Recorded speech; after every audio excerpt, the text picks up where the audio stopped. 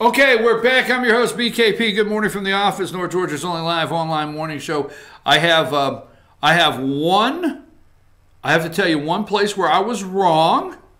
I know, deep breath, sigh, really, I was wrong.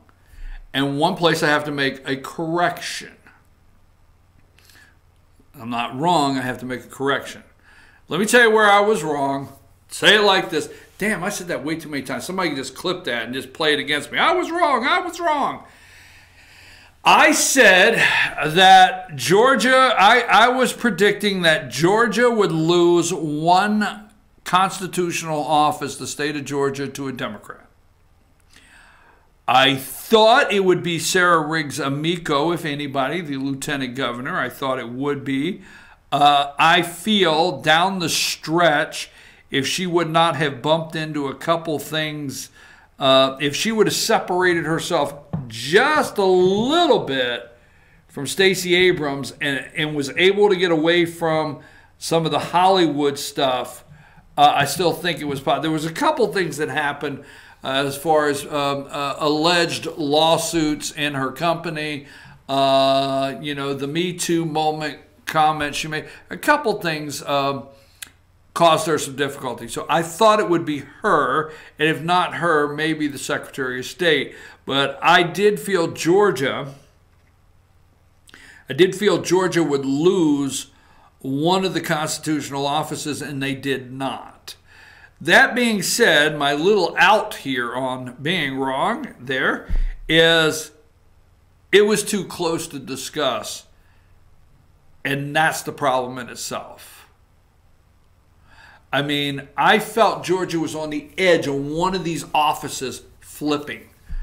Education Secretary, Ag Secretary, AG, Secretary of State, Lieutenant Governor. I was feeling myself that one of these were going to flip, and it didn't happen. But they were too close for comfort, right? Too close for comfort. That's the one. The second is Stone pleading the fifth. Now, I kept saying pleading the fifth because he did not go before a committee, all right? So I want to get the correction here that I'm in error on, okay? The way I was trying to explain this.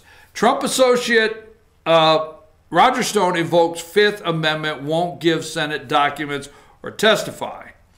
Stone has been entangled in an investigation by Congress and Special Counsel Mueller. Roger Stone, an associate of Donald Trump, this comes from NBC News, says he won't provide testimony or documents to Senate Judicial Committee. Now, they want to lead you to believe he turned down Chuck Grassley, okay? Yes.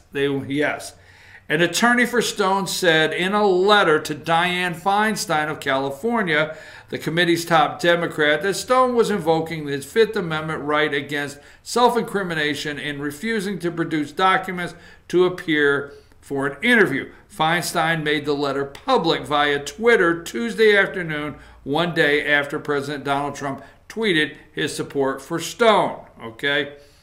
Now, Fifth Amendment, and I said he did not plead the Fifth.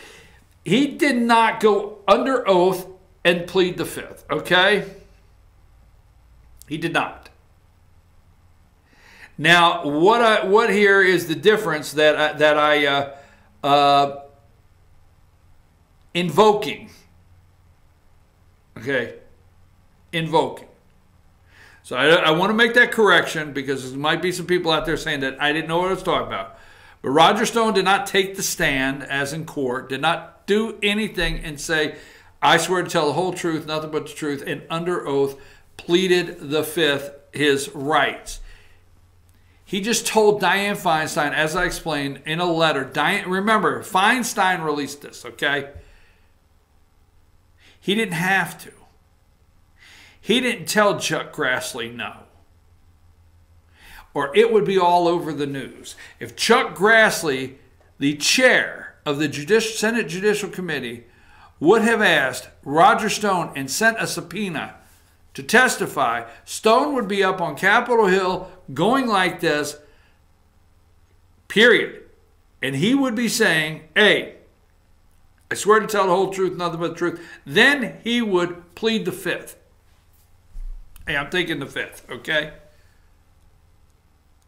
That's what I was getting at. The whole thing there is Stone told them basically, go to blank. You're powerless. And my Fifth Amendment says I don't have to incriminate myself. I don't have to talk to you. And that was the point I was trying to make on that. Because they're trying to compare Hillary Clinton's people of pleading the fifth, Susan Rice, okay, Uma Abedin, anyhow, and Roger Stone. So I want to clear that up on the Fifth Amendment. I want to get that straight. Now here's an interesting one. Local Georgia House race separated only by 3 votes. Only by 3 votes. Now remember the redo. And this was Stacey Abrams. Remember, this was Stacey Abrams' thought process. At first, she wanted a redo. A redo election for North Georgia's seat in the House of Representatives remains unsettled today, okay, with just 3 votes separating the 2 Republican candidates. The repeat election between State Representative Dan Gazaway and challenger Chris Irwin was ordered by a judge because dozens of voters received ballots for the wrong district in the original May 22nd Republican Party primary election. Irwin led Gazaway after all election day votes were reported, but previously and overseas ballots, but provisional and overseas ballots were still pending. It's unclear how many of these ballots are outstanding. They could still be counted if they're received by election officials Friday. Okay? The incomplete vote count Tuesday night was 3,516 for Irwin and 3,513 for Gazaway. Gazaway trailed Irwin by 67 votes in the first Republican primary. Okay? 3 votes. 3 votes. It's all that separates these guys. House District 28 covers Banks County and Stevens County, as well as half of Habersham County. So there is a story that is going around this morning. It's 9:53. I have just a minute or two. I know they've have started the funeral for George H. Bush. And let me just look at this. This guy right here is testing the water out there. Put up number 15. He is in Cedar Rapids, Iowa yesterday. Michael Bloomberg, Democrat, former New York mayor, out there trying to start his presidential campaign. And, you know, again, now, Joe Scarborough, don't cry, Joe, number 7. This is an updated picture of Joe Scarborough after he got married there. And here he is, number 7. There's Joe Scarborough. That's him on MSNBC crying.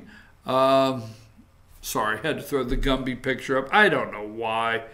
I mean, I know people wonder about me from time to time. But let's do this. Let's go back and let's close with this because it's now time for Instant Replay with Dave Garner. And let's close with this right here. Number 5.